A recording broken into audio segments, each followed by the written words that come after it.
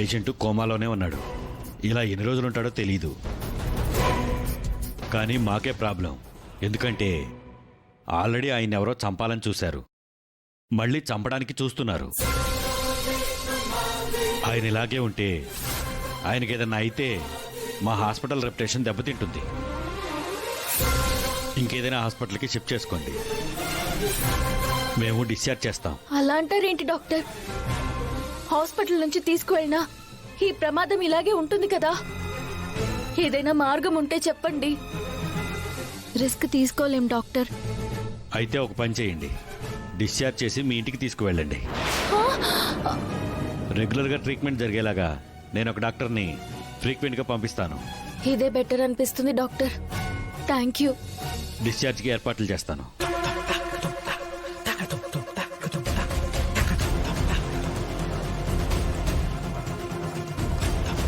అత్తయ్య, నేను ఇంటికి వస్తాను.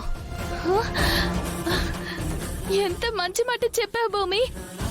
పోనీలే, మొత్తానికి నీ మొండ పట్టు వదిలేశావు. నాన్నని కాపాడుకోవాలంటే నేను నాన్నతోనే ఉండాలని నాకిప్పుడే అర్థమైంది.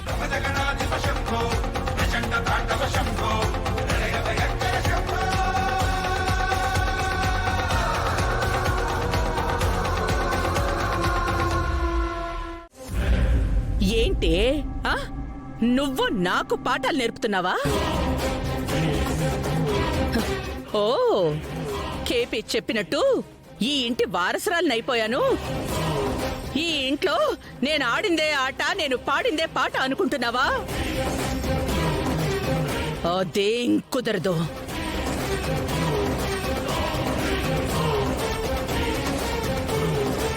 ఈ ప్రపంచం అంతా నువ్వే ఈ ఇంటి వారసురాలివని చెప్పినా నా బావ కోమాలోంచి బయటకొచ్చి నిన్ను వారసురాలిగా ఒప్పుకునేంత వరకు నేనొప్పుకోనే.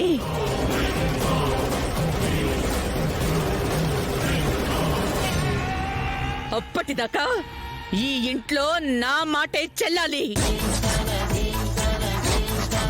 నీతో సహా నా మాట కాదన్న ఎవరైనా సరే బయటికి నడవచ్చు.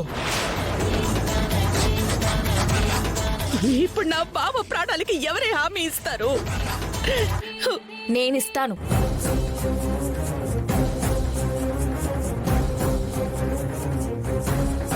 నాన్నకి ఏం కాకుండా జాగ్రత్తగా నేను చూసుకుంటాను.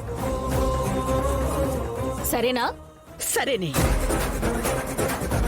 కానీ అలాంటిదేదైనా జరిగితే అప్పుడు నేను నిన్ను చూసుకుంటా. గుర్తు పెట్టుకో.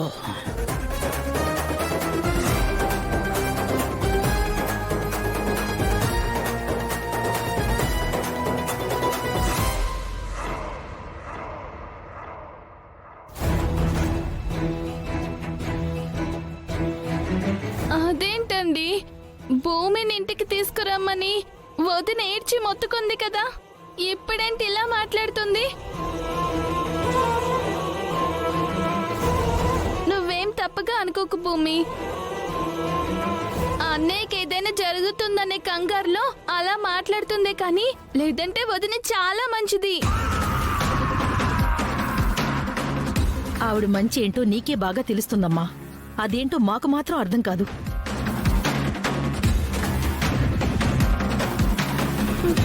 అదేంటో అత్తయ్య కూడా అప్పుడప్పుడు అదోలా మాట్లాడుతుంది.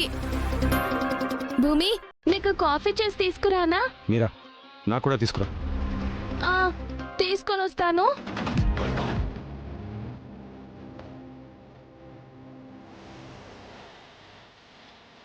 చూసారా మావయ్య, అపూర్వ రంగులు ఎలా మారుస్తుందో. వారసురాలనని అర్థమైపోయేసరికి నాన్న కోమాల నుంచి బయటికి వచ్చేంత వరకు ఇంటి అధికారాలన్నీ తన చేతిలోనే ఉంటాయని మెలికపెట్టింది. సమయాన్ని సమయస్ఫూర్తిగా తన వైపుకి తిప్పుకోవడం. ఏంటి వంశీ, చేయాల్సిందంతా చేసి చాలా రిలాక్స్డ్ గా తిరుగుతున్నావు? నేనేం చేశాను మేడం? అబ్బా, రాజేందర్ యాక్టింగ్ లో నిన్ను మించిపోయేలా ఉన్నాడు. అవును మేడం, నిజమే. మేడం, మీరేం మాట్లాడుతున్నారో నాకు అర్థం కావడం లేదు మేడం. శరత్చంద్ర గారిని ఎందుకు చంపాలని చూసావు?